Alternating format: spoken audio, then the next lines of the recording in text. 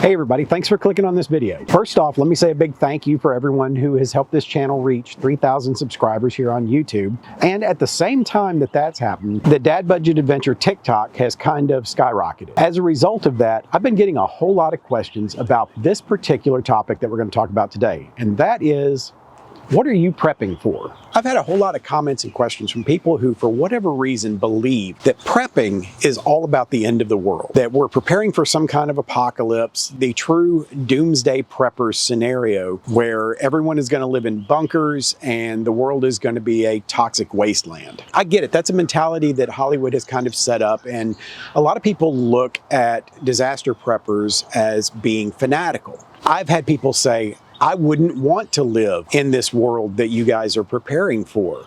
I don't want to survive the apocalypse. And to be honest with you, I'm not sure that I do. I don't necessarily want to live in a post-nuclear war disaster wasteland where everything is toxic and polluted and everyone has radiation sickness. That's not really something that I'm preparing for. What I am preparing for, and what I try to teach people to prepare for, is those small disasters, those hardships that come along as part of everyday life. The fact is, none of us are immune from disaster. Every region of every country around the world has its own brand of regional destructive disasters, whether it's earthquakes, tornadoes, hurricanes, tsunamis, you name it, somebody has to deal with it. These are the things that I tell people to prepare for. Let's talk a little bit today about, if we're not preparing for the end of the world, what are we preparing for?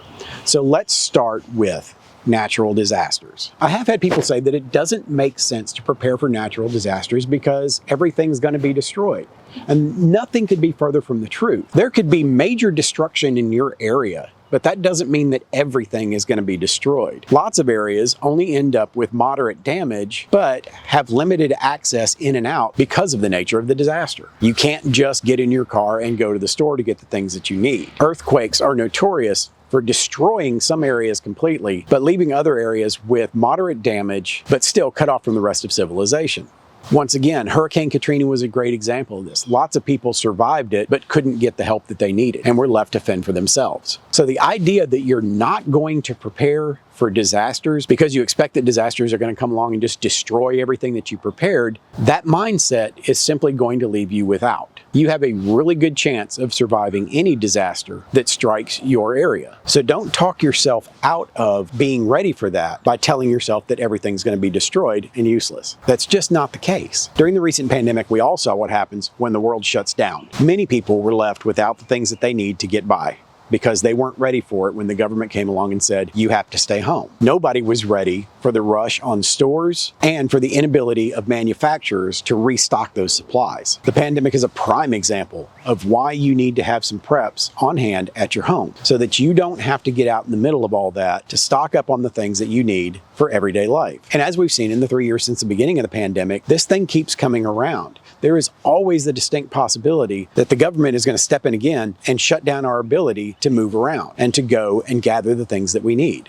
And if we're not ready for it when it happens, we're going to have problems again. If you were alive in the last 3 years and you're still saying, I don't need to prep, I don't want to call you a fool, but you're definitely fooling yourself. Here's something that people really don't like to think about. What about a long-term injury or illness that prevents you from being able to get out? Are you ready to deal with everyday life when you are incapable of functioning outside of your own home or even outside of your own bed? What are you going to do when that happens? Do you have people that you can rely on to take care of you? If you don't, then you definitely need to be prepared for this as a possibility. Countless people every year end up with debilitating injuries or illnesses, and they don't have family, they don't have friends that they can reach out to take care of them. You need to be ready, especially if you have some kind of known health condition that could gradually become debilitating. You need to be setting yourself up for that inevitable future. So what about the possibility of a sudden lack of income, either because your employer loses the ability to pay you or your job suddenly goes away? Are you prepared to provide for you and your family during that lean time when there's no money coming in, or if you're having to go from a dual to a single income family status? This is a very common thing in today's society, where suddenly people find themselves without the money to buy the basic things that they need. Whereas if you were preparing for this all along and understanding that this could happen, then you would have a certain amount of padding to fall back on. I believe that the statistic, the last time I heard it, was that the majority of American families are a single paycheck away from being financially devastated. So for the average family, it would only take one pay period with little or no income to completely financially devastate your household. And now I hear that the Fed chairman is recommending mass layoffs as a way of stimulating the suffering American economy. So are you prepared to be the sacrificial lamb that gets the rest of us back on our feet financially? What are you going to do if that wolf comes to your door? This next thing is another very real possibility, and that is long-term loss of power, whether it be from a natural disaster or from rolling blackouts or some kind of an attack on the power grid. Look, the fact is that terror groups, even domestic terror groups now, are looking at the American power grid system as a way of getting their point across. And some speculation is, should attacks happen on certain locations, it could result in years without power. Most of us can't get through a 3 or 4 day blackout, much less go years without having a power source in our home. Even a short-term power outage of only 30 minutes to a couple of hours could be devastating if you are one of those people that's, say, working from home. And then you find yourself without the ability to do the work that you need to do because you no longer have power at your house. Do you have a backup plan to get you through those times and get you back to work? So you have to understand that preps don't have to be about stockpiling years worth of food, years worth of resources so that you can survive and live among the zombies or the mutants. No, it's about getting you through those lean times, those hard times when life gets derailed for whatever reason. Stop thinking that it requires hundreds of thousands of dollars, tons of storage space, and some psychotic desire to be a warlord in a post-apocalyptic society before you prep for disaster. Disasters can be anything from a temporary inconvenience to a long-term problem. But how you respond to those things, how you prepare for it to happen, is on you. No one else is going to do it for you.